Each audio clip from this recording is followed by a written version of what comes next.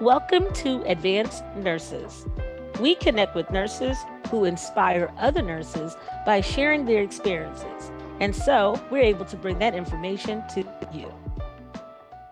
I am the educational consultant with Advanced Nurses at ACD4N, and I have the pleasure of meeting with Mitch Mitchell of TT Mitchell Consulting. So just before, I know I've introduced him before in the past for programs that we had in the past, discussions we had in the past, but would you mind just giving us a brief description of your background again for any new viewers, new listeners? Sure. Well, I've been in healthcare, mainly the finance area, but healthcare finance for over 40 years. I started out as a medical biller and registration person up in the emergency room. I've then worked as an employee for physicians.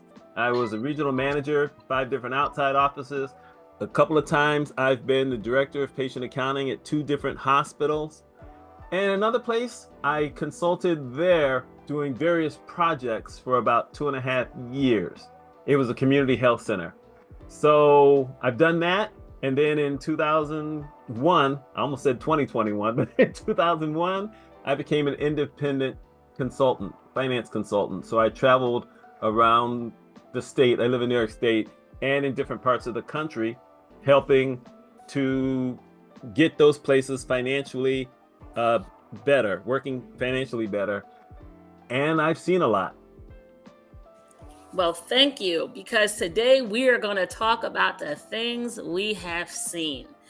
And specifically, we're going to be talking about the things that we have seen as it relates to the ongoing shift away from fee-for-service to value-based care, and how value-based care models, we're talking about, boots on the ground, frontline work, to have a lot of these initiatives really how they really play out. For the most part, when we're talking about community-based care, we're not talking about like the safety net of an inpatient stay. When a person's in the hospital, there's this, idea that everything is just right there. Everything's accessible. You have providers and you have those frontline workers, nurses, nurses assistants, your respiratory therapist, everyone can, social work, everyone can really get to that patient during that acute stay and provide the services and care for that patient. But when we're talking about outpatient, we are talking about those opportunities, as we're going to discuss here. We're talking about those opportunities where we're providing care in the places where people live, sleep, grow, and play. So there's a lot more that has to be considered. And I think this is where it's very hard for you to ignore health disparities, because once you remove the person out of the hospital setting, so the hospital setting would almost be equivalent to, if I invite you to my house, I control that environment. So you don't have to worry about working plumbing, because I've taken care of that for you. You don't have to worry about a meal because I've taken care of that for you, and yada, yada, yada. I think you know where I'm going to with this. But when you're talking about a community, you're talking about the structures that these patients live in, the systems that these patients function in, the communities and the settings that they live in, and trying to make everything work with that. So now, you said you had experience working for a community clinic. Is that what you said? Yes. Okay, so what are some of the things that you have seen in your experience working in a community clinic, where, of course, we know a lot of these value-based models really focus this kind of the ambulatory care, and everything is really focused in these types of centers. So what has been your experience working in a community clinic? It was an interesting thing. The funniest thing is, I didn't even know it existed until someone came up to me and said something about it. And I talked to someone, and next thing you know, the next week I was working with them. So, that was kind of cool. One of the things you will find about community clinics, and this is mainly in the cities, might as well just get that out of the way. You're not going to see that in any real small communities. They may have to drive to the city if they live close enough, but you're just not going to see it in smaller communities, because you need to have a whole bunch of bodies just to be able to get enough money so you can build a facility and bring in different, physicians that do all kind of specialties, and be able to build a state for Medicaid and any other types of insurances that folks may have out there. Because if it costs too much, the patients aren't going to come, and they need to be able to come. So we'll get that out of the way first. But I was amazed when I saw that, because my experience had been in hospitals. And what you find out with the communities is that they offer as many services as possible, even if they only have one doctor, or one person has a certificate who might be a nurse practitioner or whatever. They will offer that service. They will try to find a way so that everybody can have the service. And you just have to hope that they're not overwhelmed. So where I was at, they did emergency services, they did dental services, they did obstetric, they did the pre-birth services to someone. If they had to deliver a baby, then they, sent them to the hospital. So you're referring to they provide prenatal care. Yes. Okay. Yes. They did that. They offered a bunch of services. I mean, it was amazing when I first got there. And then when I got there, they were in the process of building 3 other smaller centers, all in the city, so that folks didn't have to always come downtown to where I lived. They could go into their particular neighborhoods for certain services. And I thought that was amazing.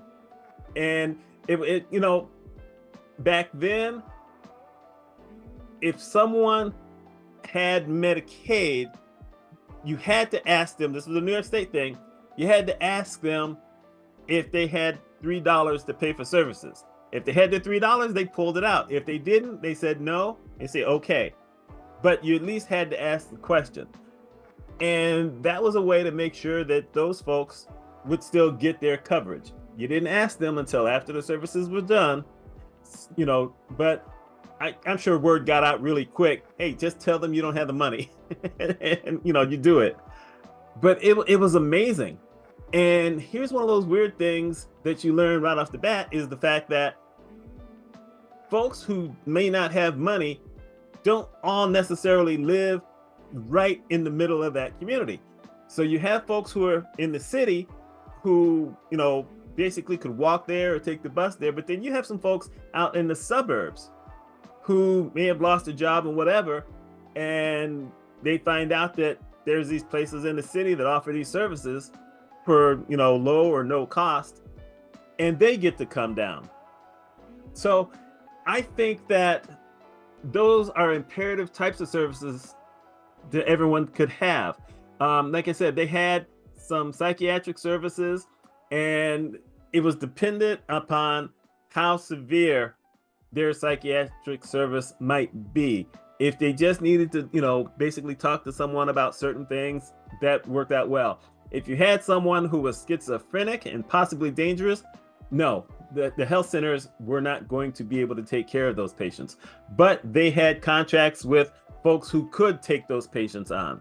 So I think that it's important to be able to have something like that. I don't know that every state in the country has that.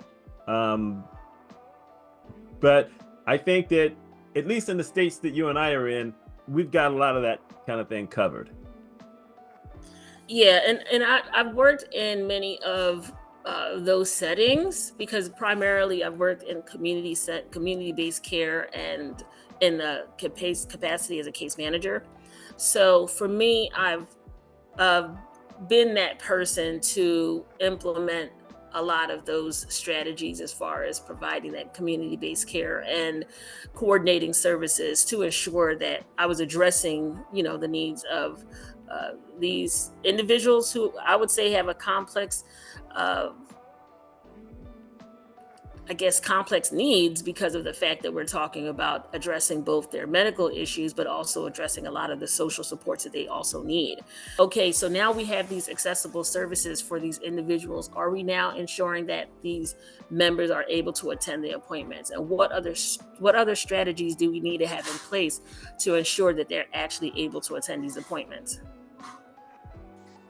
One of the problems that you will have, it's a dual problem, by the way, but one of the problems you're going to have, and we have to look at the fact that the city you live in is 10 times bigger than the city I live in. It's still a big city where I am, but yours is just massive. So, you get that out of the way.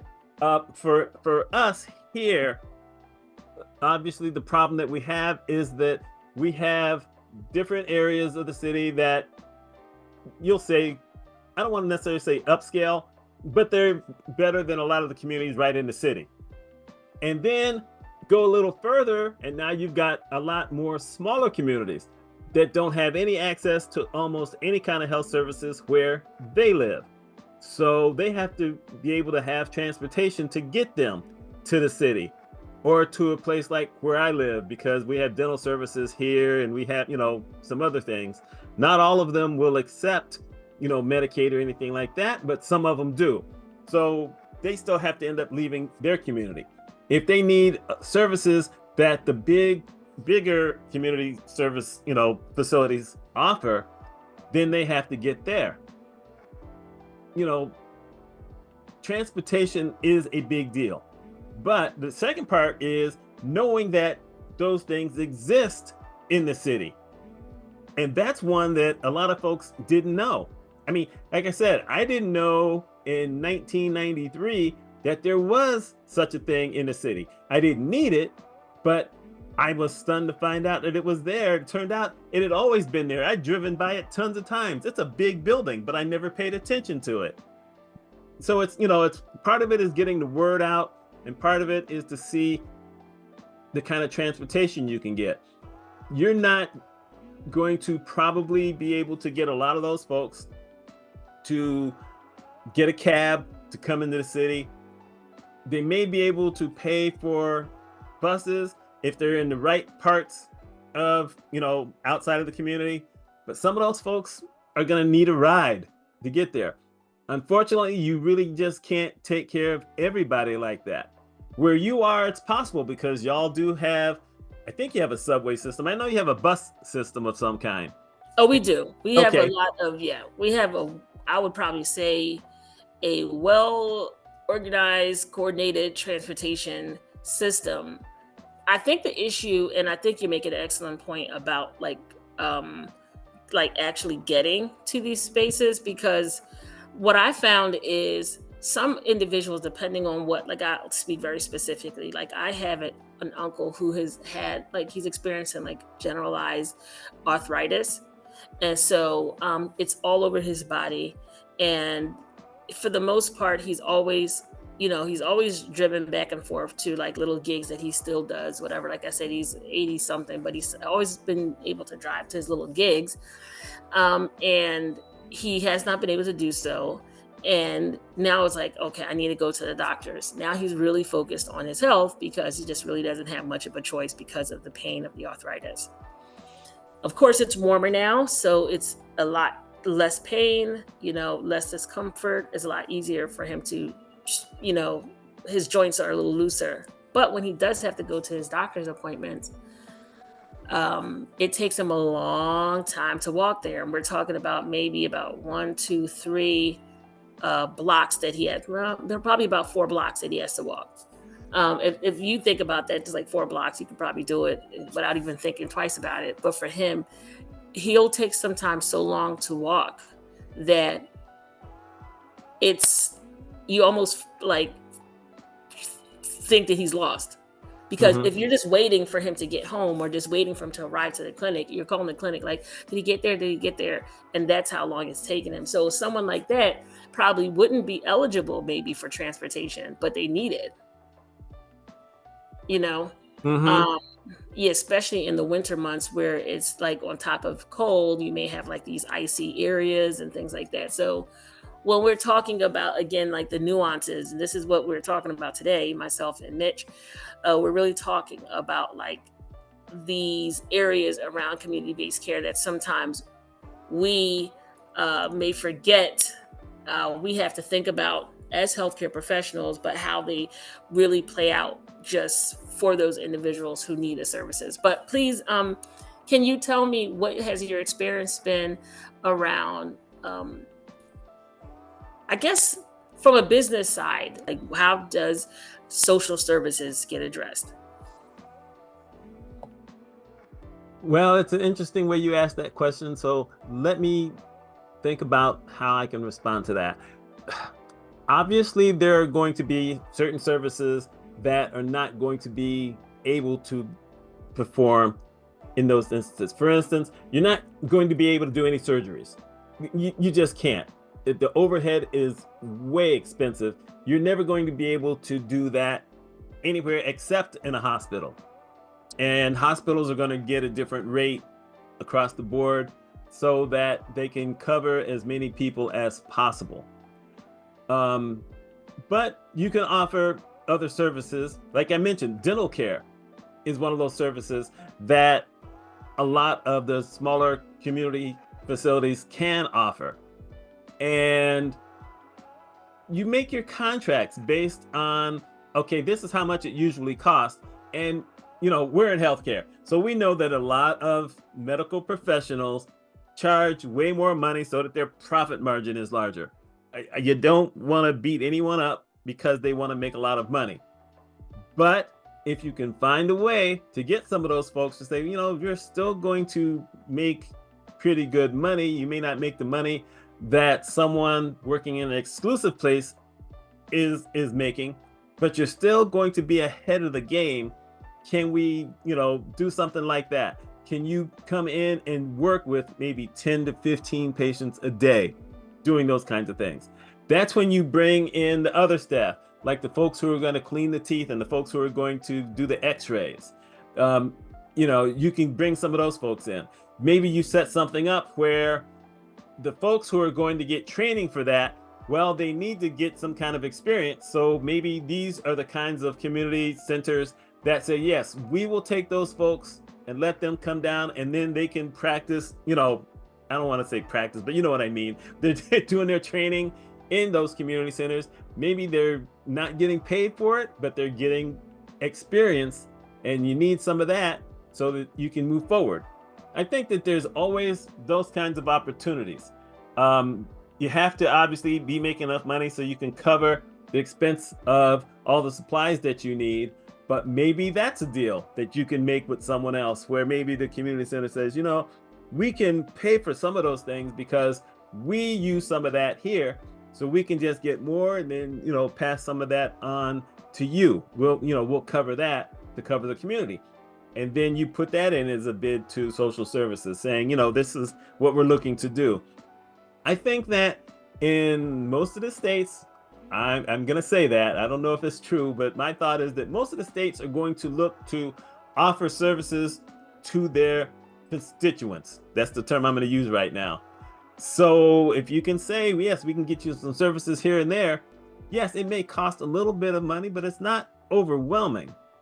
I think that it has to be across the board, where the folks who are willing to provide the service and the folks who are willing to pay someone something for that, and they get together and they negotiate terms, and that's how you do it. That's the only way you can get as many people covered as possible. But would you mind just sharing the different ways that they can get in contact with you? If you go, well, I mentioned the website. The website has my email address on it. You can write to the email address. I'm on LinkedIn, Mitch Mitchell. There's a few out there, but I think probably if you saw my face, you'd know which one I was. But you can go that route. But yeah, email is probably the best way if you're looking for me to be able to get back to you sooner. And I hope that other healthcare professionals and nurses will take the advantage of reaching out to you, because I will say this, Mitchell has been actually very accessible for me right now, at least, with having schedules, scheduling time for him. So, don't miss out, anyone who would love to learn more about Mitchell's services, and also how he can probably provide education for you around the business of healthcare. Thank you very much. We We want to hear from you. Schedule a free consultation or send us an email at advancednurses@acd4n.com or visit our websites www.advancednurses.info or www.acd4n.com.